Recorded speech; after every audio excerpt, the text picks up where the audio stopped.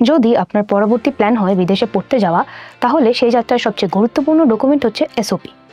শুরুতেই যদি এক কথায় বলতে চাই, এসওপি হচ্ছে এমন একটি ডকুমেন্ট যা আপনি একটা সার্টেন ইউনিভার্সিটিতে কেন পড়তে চান সেটাকে এক্সপ্লেইন করে, অর্থাৎ স্টেটমেন্ট অফ পারপাস, বা আপনার সেই ইউনিভার্সিটিতে পড়তে যাওয়ার পারপাসটা কি সেটাকে ব্যাখ্যা করে।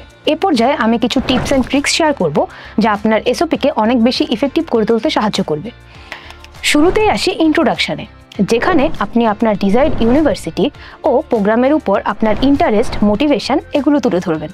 তাছাড়া আপনার একাডেমিক ব্যাকগ্রাউন্ড, প্রফেশনাল বা রিলেভেন্ট ওয়ার্ক এক্সপিরিয়েন্স এগুলো নিয়ে আলোচনা করবেন এবং এগুলোর সাথে ওই ডিজায়ার্ড ইউনিভার্সিটি ও প্রোগ্রামের রিলেশন খুবই বিশদভাবে তুলে ধরবেন।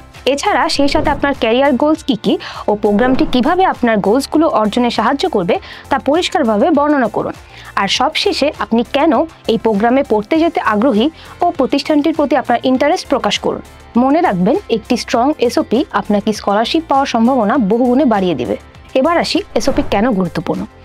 এসওপি খুবই গুরুত্বপূর্ণ কেননা এর মাধ্যমে অ্যাডমিশন কমিটি আপনার প্রিলিমিনারি এলিজিবিলিটি যাচাই করে। এছাড়াও এসওপিতে আপনার ইউনিক কোয়ালিফিকেশান এবং ফিউচার প্ল্যান সম্পর্কিত তথ্য আপনাকে অন্যান্য অ্যাপ্লিকেন্টসদের থেকে আলাদা করে তুলে ধরে, যা আপনার স্কলারশিপ সম্ভাবনাকে বহুগুণে বাড়িয়ে তুলবে। এবার তাহলে জেনে নিই কোন কোন বিষয়গুলি গুরুত্ব সহকারে এসওপিতে তুলে ধরা উচিত।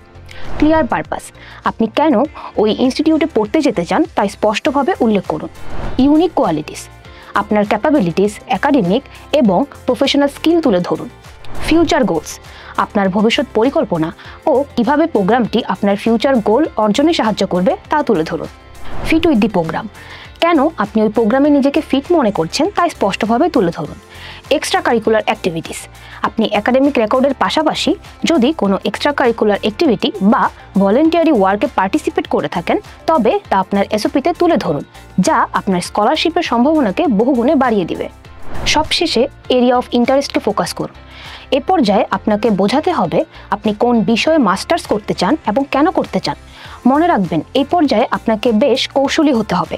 আর যদি আপনার পছন্দের প্রোগ্রামের প্রফেসর আর রিসোর্সের লিমিটেশনস থাকে তাহলে আপনার উচিত হবে মাল্টিপল এরিয়া অফ ইন্টারেস্ট রাখা ও প্রফেসরদের সাথে আগে থেকেই যোগাযোগ রাখা।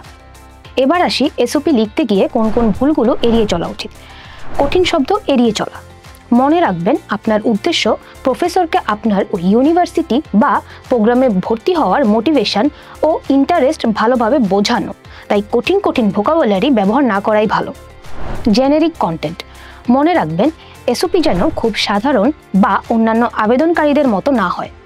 এখানে নিজের বিশেষত্ব তুলে ধরছেন, ইন্টারনেট বা অন্য কারোর থেকে দু এক লাইন কপি করলে ভেবে নিচ্ছেন চোখে পড়বে না, বিষয়টি একদমই তা নয়।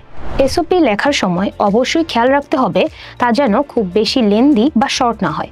একটি আদর্শ এসওপি সাধারণত 1 থেকে 2 পেজের হয়ে থাকে। স্ট্রাকচারাল অর্ডস, এসওপি লেখার সময় যদি খাপছাড়া একটি ভাব থাকে তাহলে তা আপনার স্কলারশিপ পাবার সম্ভাবনা কমিয়ে দিবে।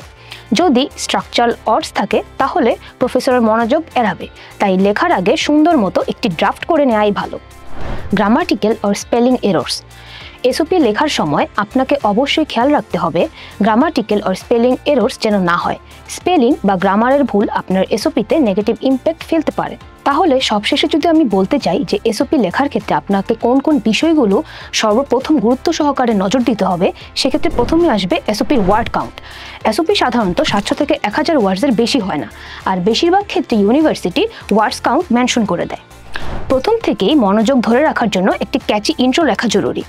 আপনার ডিজায়ার্ড ডেস্টিনেশনে পড়তে যেতে চাইলে একই এসওপি রিপিট করা উচিত নয়, প্রয়োজনে আপনি কাস্টমাইজ করে নিতে পারেন। সেই সাথে আপনার প্রফেশনাল স্কিলস বা প্রিভিয়াস এক্সপিরিয়েন্স থাকলে তা প্রমাণস্বরূপ উপস্থাপন করুন। অপ্রয়োজনীয় বা অতিরিক্ত শব্দ ব্যবহার করা উচিত নয়। আপনার বক্তব্য স্পষ্ট ও যথাযথভাবে তুলে ধরতে হবে। এসওপি লেখার পর ভালোভাবে প্রুফ রিডিং করুন। একাধিক কোয়ালিফাইড মানুষের থেকে ফিডব্যাক নিন। তাহলে আজ এ পর্যন্তই। এরপরও যদি কোনো প্রশ্ন থাকে feel free to reach out to us. Till then সবাই সুস্থ থাকুন, ভালো থাকুন। আবারও ফিরে আসবো নতুন কোনো ভিডিও নিয়ে।